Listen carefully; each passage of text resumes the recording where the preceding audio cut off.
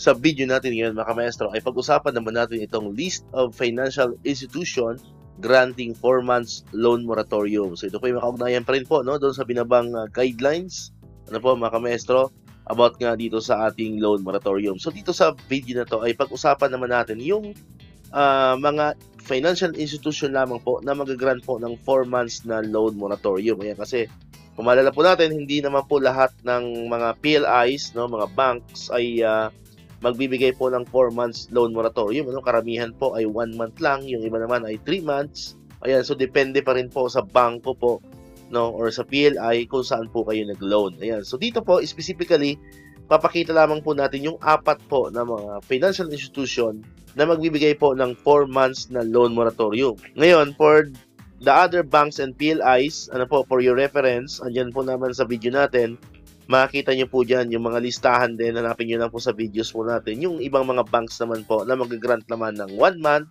Yung iba naman po ay mag-grant naman ng 3 months. So, nasa channel po natin yan.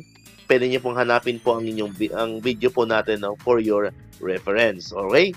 So, ito po, ito po yun. Ito po yung Annex B, na makikita po sa ating guidelines. Ito po mga kamaestro. Nakalagay dyan, list of financial institution granting 4-month moratorium. Ayan, 1 month moratorium for all. Ibig sabihin, lahat po ay kasama, lahat ng DepEd personnel. Then, another 3 months, plus 3 month moratorium for those in calamity-stricken areas. Ito na po yung mga nabanggit na mga areas na qualified po for 4 months moratorium. Andyan din po yung sa channel natin. Pwede nyo rin pong i-search, pwede nyo pong hanapin. Mga kamaestro, kung kasama ba ang inyong lugar sa dineclare na calamity-stricken. And therefore, kayo po ay kasama sa 4 months moratorium. So ito po yung mga financial institution, 4 lamang po yan mga kamaestro, 4 lamang po yung nakipag-agree, yung pumayag sa inihain pong proposal ng DepEd. Una po, ang DepEd Provident Fund. Ayan, so alam naman natin yung Provident Fund, DepEd Provident, nanggagaling mismo ang fund yan sa savings po ng kanya-kanya mga SDO, mga division. So ito po ay under ng DepEd. So automatically po, kasama po ang DepEd Provident Fund sa mag-grant po ng 4 months moratorium. So kung ikaw ay kasama dito, nakapag-loan dito, so expected nyo po na mula January hanggang April 2025 ay hindi po kayo makakaltasan ng inyong loan or ng inyong monthly amortization para sa DepEd Provident Fund. Pangalawa naman po, alam ko marami rin naglo-loan dito mga kamaestro, yung MTMAS, yung Manila Teachers Mutual Aid System Incorporated. Ayan, so ang MTMAS po ay mag-grant din po ng 4 months na loan moratorium. Next po, yung pangatlo naman ay ang Philippine Public School Teachers Association Incorporated. Yung PPSTA.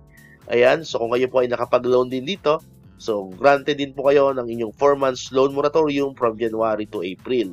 Next po, yung panghuli ay ang Rural Bank of Malolos Incorporated. Ayan, so kung kayo po ay meron din existing loan dito sa Rural Bank of Malolos Incorporated, so starting January 2025, kayo po ay hindi na rin po kakaltasan mga kamaestro. Yes. So far po, yan po yung 4 na mga financial institution na pumayag po sa proposal ng DepEd para mag-grant po ng 4 months loan moratorium doon sa mga calamity-stricken areas, samantalang yung hindi naman po ay 1 month loan moratorium. Alright? So tatandaan po natin mga kamaestro, kung hindi po kayo or ayaw nyo po mag-avail ng loan moratorium, pwede po kayong pumunta sa mga financial institution na ito, sa nearest branches po sa inyong lugar para kayo po ay mag-over-the-counter payment. Mga kamaestro, pwede po yun. Ayan. Kung yun lang naman po ay kung ayaw nyo po mag-avail ng 4 months na loan moratorium. So you can pay your monthly amortization via over-the-counter. Alright? So dito ko natatapusin itong ating video ngayon mga kamaestro. Kung di ka pa nakakapag-subscribe, click mo lang ang subscribe button dyan para ikaw yung unang nakapanood ng mga videos na ina-upload natin. Katulad dito, yung mga updates pa rin about sa loan moratorium and other benefits sa mga teachers and government employees. And syempre, click mo na rin ang notification bell button para ma-notify ka. Always updated ka pag may mga bago tayong uploaded na videos. So muli, maraming salamat sa inyong panonood at pakikinig. Once again, El Maestro. See you on my next vlog. Bye-bye!